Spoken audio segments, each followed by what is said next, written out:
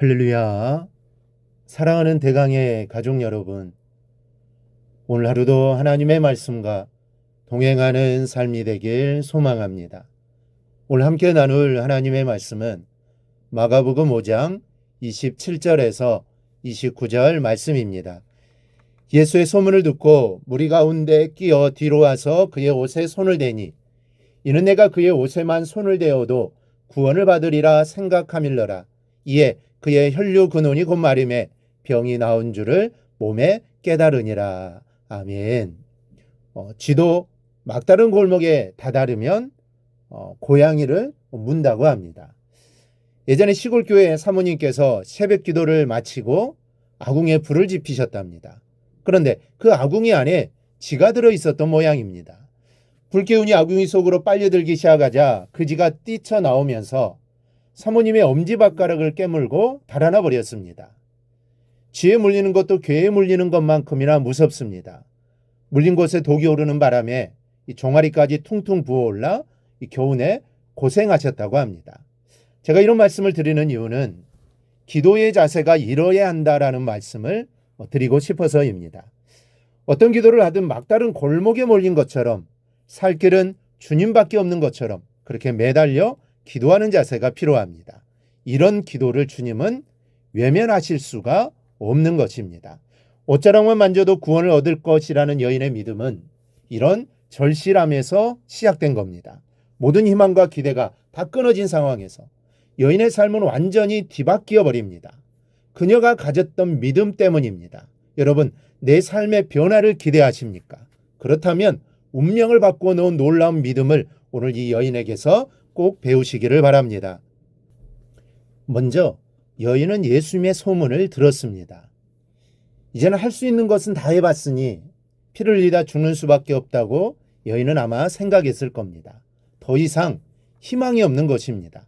그런데 예수님이란 분의 소문이 들려옵니다. 어떤 이는 열병을 고침받았다고도 합니다.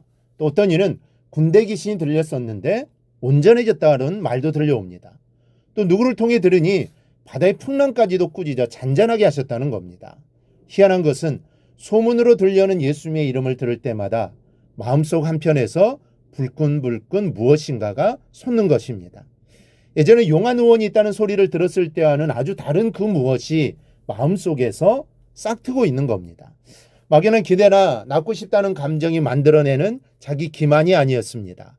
예수님을 만나면 자신의 인생이 예전과는 아주 달라질 것이라는 확신이었습니다. 여러분, 예수님은 그 이름만으로도 역사하신다는 사실입니다. 그 이름을 듣는 것만으로도 마음의 변화가 오고 계속 듣고 또 듣다 보면 예수님의 능력이 내 심령에 축적되는 것을 느낄 수가 있습니다. 여러분, 따라서 중요한 것은 예수님의 소문만이라도 듣는 것입니다. 우리가 자꾸 말씀을 읽고 마음에 새기고 또 듣고 묵상하는 것은 예수님의 이름을 들으면 들을수록 내 안에 흩어졌던 힘들이 하나로 모아지기 때문입니다. 이러한 현상은 내가 그렇게 되려고 노력해서 그렇게 되는 것이 아닙니다. 내가 그렇게 해보려는 인위적인 노력들은 힘쓰면 힘쓸수록 이상하게 더 힘만 들고 마음만 지쳐버리고 맙니다. 여러분, 기도할 힘마저 잃었거나 기도해도 부르짖어도 마음에 확신이 오지 않을 때는 말씀 읽으면서 예수님의 이름을 많이 읽고 듣는 것이 좋습니다. 확신이 오지 않는데 믿습니다. 아무리 힘주어 기도해도 그것은 자기 체면일 뿐 응답 없는 쭉정이 기도입니다. 예수님의 소문을 마음에 쌓으십시오. 성경 보고 또 듣고 묵상하고 성령과 함께 성령 안에 거닐어 보십시오. 나도 모르게 믿음이 생기고 예수님의 옷자락만 만져도 나을 것이라는 확신이 생기게 될 것입니다. 둘째로 예수님을 향하여 믿음을 집중했습니다. 이 돋보기로 태양빛을 한 점으로 모으면 타들어가기 시작합니다. 믿음의 역사는 바로 여러분 이런 것입니다.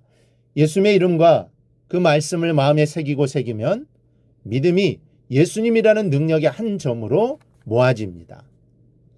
그 믿음으로 주님을 만지면 불치의 병도 깨끗하게 치유되는 겁니다.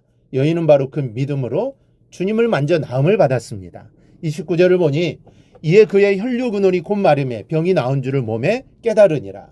혈류 근원이 말랐다라고 말씀합니다. 무엇이든지 그 근원이 해결되지 않으면 그 문제는 완전히 해결된 것이 아닙니다.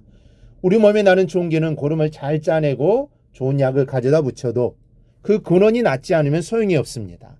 다시 또 골마 터지게 되죠. 의사가 어찌 병의 근원을 알겠습니까? 물론 몸의 어느 부분이 잘못되었고 어떤 세균이나 바이러스 때문이라는 것을 밝혀낼 수는 있습니다. 그래서 어떤 약을 써야 나을 수 있고 어떤 치료 방법을 따라야 한다는 것도 알아낼 수 있습니다. 그러나 그런 방법으로 모든 환자가 치료되는 것은 아닙니다. 투약된 약과 치료하는 방법에 질병의 근원이 움직여주지 않으면 소용이 없습니다. 그 육신과 인생의 병의 근원은 예수님만이 움직이실 수 있는 것입니다. 여러분, 오직 예수만이 근원을 마르게 하실 수 있는 분입니다. 질병의 근원, 문제의 근원, 아픔의 근원, 그 근원을 뽑아내실 수 있는 분입니다. 그래야 다시 재발하지 않습니다. 우리 주님은 완벽하게 해결하고 매듭을 지어주시는 분이시기 때문입니다. 그러므로 예수로 내 마음을 채우고 예수로 그 모아진 마음을 다 들여 살아가야 할 겁니다. 그러면 모아진 태양빛이 종이를 태우듯이 예수께로 모아진 그 마음이 놀라운 일들을 만들어내게 될 것입니다. 그러므로 예수로 내 안을 가득 채우기를 축복합니다. 그리고 예수님이라는 한 점에 믿음을 모아 기도하십시오. 그러면 근원을 치유하시는 주님의 역사가 함께 하실 겁니다. 이런 은혜가 오늘 우리 모두에게 임하길 주님의 이름으로 축원합니다. 오늘 목사와 말씀을 굳게 잡고 삶으로 실천하며 살아내는 대강의 모든 성도들이 되기를 축복합니다.